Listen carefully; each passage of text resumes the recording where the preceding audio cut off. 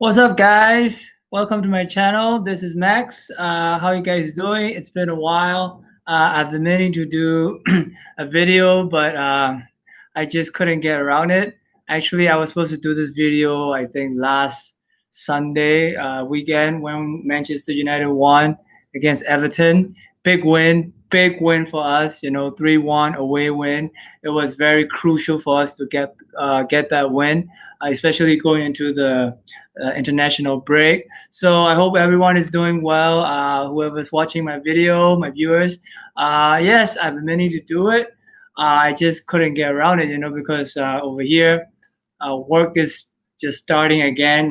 We have COVID in Burma, like the rest of the world. So I just, I just couldn't get around to do it. But here I am, back with another video to give my review. Hopefully, this one is a good one compared to the last one that I did, where we've been on a losing streak. By we, I mean Manchester United, of course.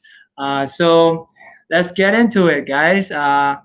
Well, the first thing I want to say is the game against Everton.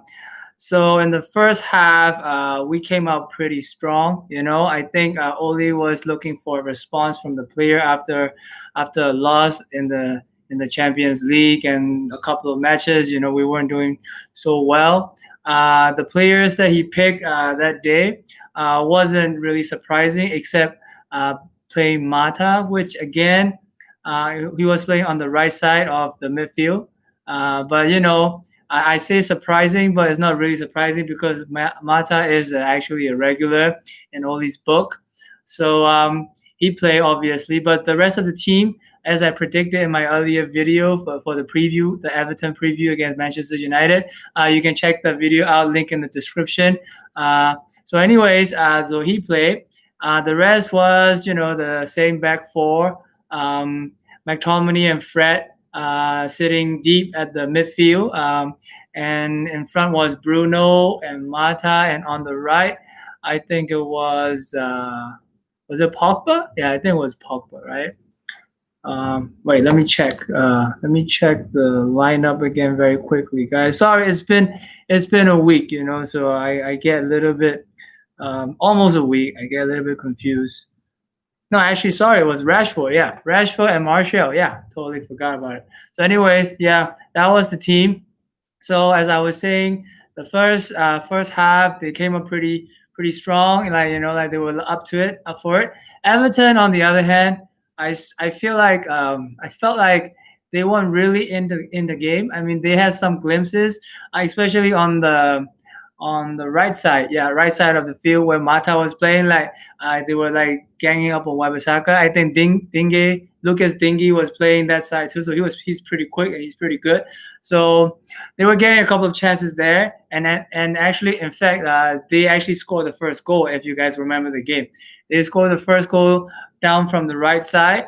I think it was Bernard who turned it in and to the right side, to the left side, and then like smash it in the corner, like bottom corner below. The gear couldn't do anything about it.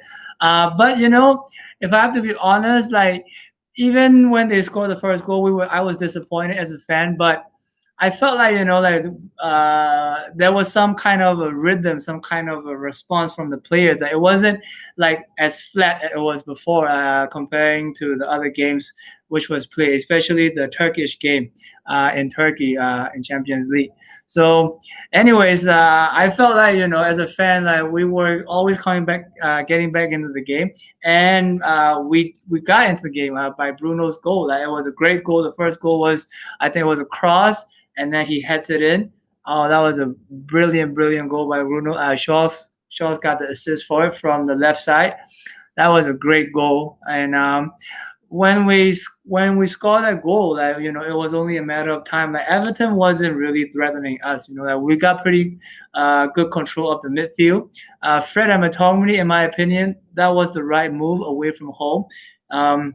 Everton really didn't have much to offer in the midfield, and we got it covered. So the second goal, like I said, it was always been coming, and we got a little lucky in the second goal because it was Bruno cross Rashford was supposed to be on the end of it. We actually thought that Rashford actually had the ball, but he didn't head the ball. It just curved in.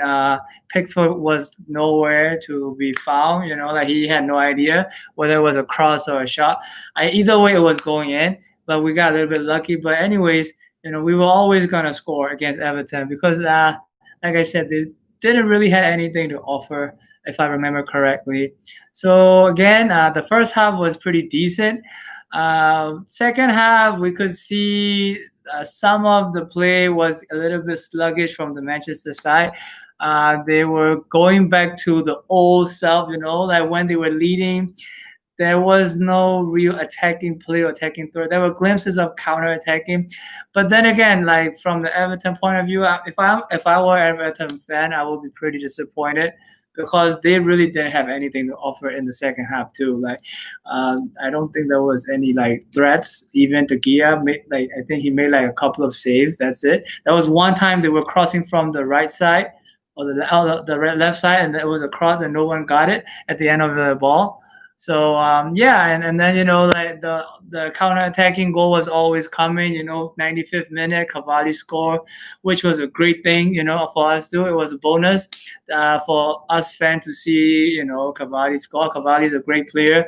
I know he's old. I told in my other video that he's getting really old. He's 34. But anyways, like he's a Manchester United player. He's here for at least a year. So he's a striker, and it was a really nice pass by Bruno, like a dummy pass to him. So that was his first goal, right? So Bruno didn't get the hat trick. I'm sure you saw it in the news that he said he actually gave the ball to Cavalli, even though he had a chance to score and make a hat trick and got the match ball, but he didn't. So all in all, it was a pleasing performance for a Man United fan. But the fact remains, which is that as I mentioned in the video, Oli is still under a lot of pressure with Pochettino just waiting around the corner. You never know what's going to happen with Poch. You never know what's going to happen with Oli the next game too. He's sort of like in a miss and hit form, hit and miss form right these days, especially in this season. So we just have to wait and see. But we actually can go to this break. It's actually been about a week now, international break, with a little bit of a high. I wouldn't say like like we're like gonna come back, like break teams down. Nothing like that. There's still a lot of problems in the Manchester United squad, especially with Pogba and Bruno. Not Bruno. Bruno is doing well. Donny van der Beek. Now I just saw Donny van der Beek score a goal in the international team national team match. Pogba and France team lost 2-0 to Finland or something, so he's not doing too well, guys. So we just have to wait and see like what's wrong with Pogba in the long run.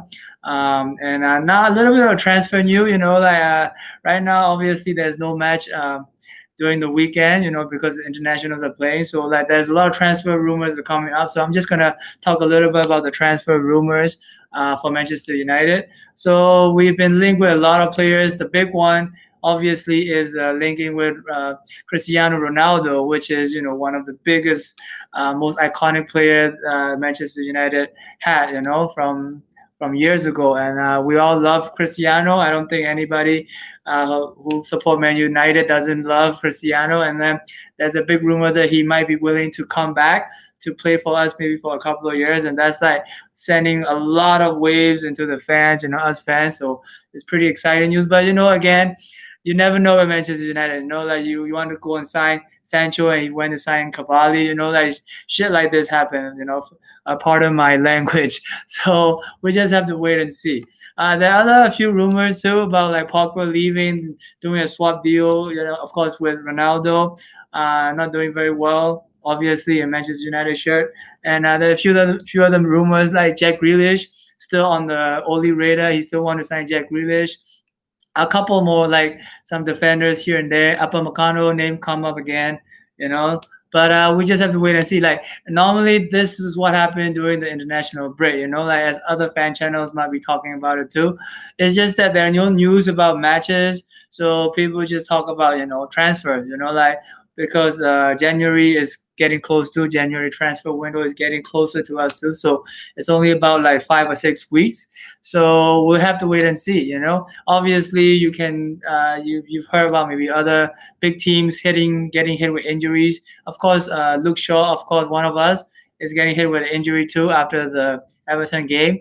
So we have to wait and see if there's gonna be another signing. Not necessarily right left back because we just signed Teller, so he can probably play in that position. But other areas, like CDM, we never had a chance to sign.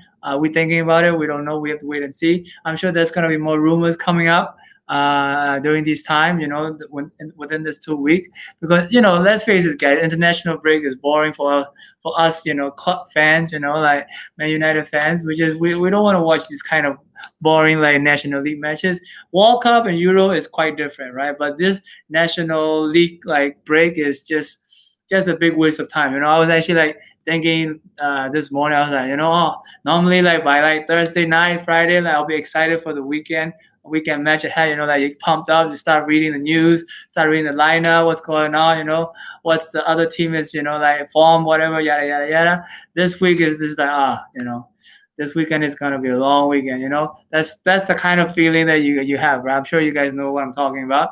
So yeah, anyways, going back to the match, it was a great one, a great win for Oli.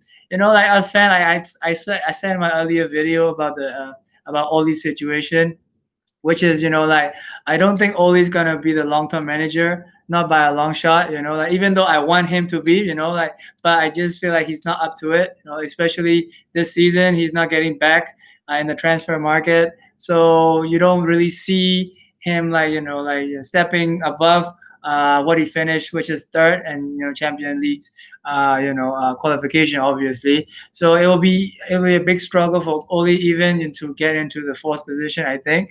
But again, on the other hand, you have to consider what the other teams are doing.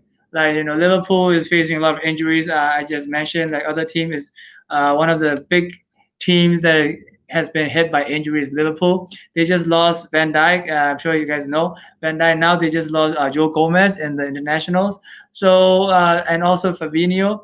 So there are many teams like that, big teams who are facing injuries. So it's very interesting to see how it's all going to play out over the season. But even then, I still feel like Ole might not be here as Manchester United manager at the end of the season. I really don't feel that will be the case. But especially with Pochettino, just waiting there, and you have to understand, guys, Poch is not going to be there forever. He's free. He's a manager. He's a top class manager, and a lot of teams, like a lot of big teams in Europe, especially in the Spanish league, like Barcelona, Real Madrid, they are struggling. I'm sure you know about it. Is that they are not doing a lot. I mean, Barcelona, like in league form, they're not doing so hot. Real Madrid also in Champions League, they've been losing a couple of games.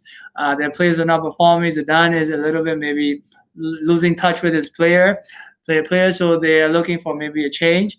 So Poch is the ideal candidate. In fact, I think I heard on one of the fan channels that Atletico Bilbao is looking for a replacement for the manager, and looking at Pochettino to replace them as their management. So you have to understand, as from a Man United point of view, like they cannot wait forever. They cannot just wait around hoping that Ole will do well, like maybe 2-3 games and then lose again.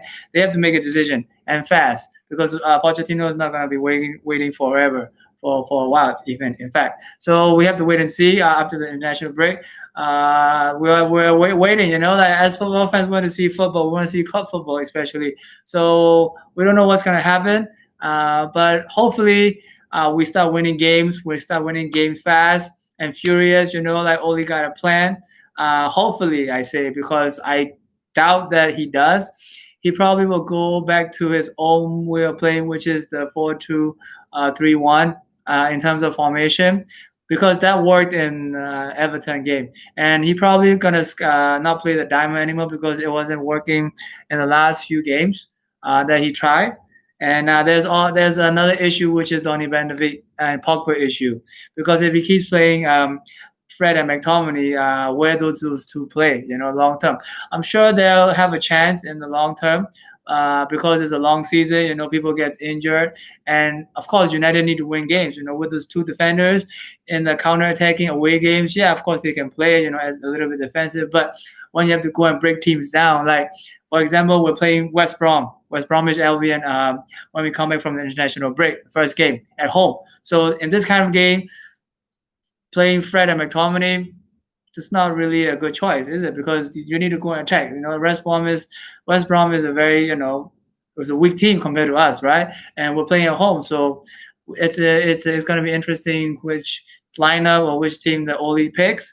And I'll probably do a in-depth review probably around next week before the game for that. So wait for that video to come up, guys. And I guess that's it for now. Thank you for watching the video. Subscribe and like and share my channel. My name is Max. It's Max channel. So what I do is I talk about my favorite team, club team Manchester United. I'm from Burma. We have a big fan base and big fans of English football. Especially EPL, like we have a lot of Man U fans, Arsenal fans, Liverpool fans, Chelsea fans. So yeah, follow my channel, leave a comment. Speak to you guys soon. Thanks. Peace.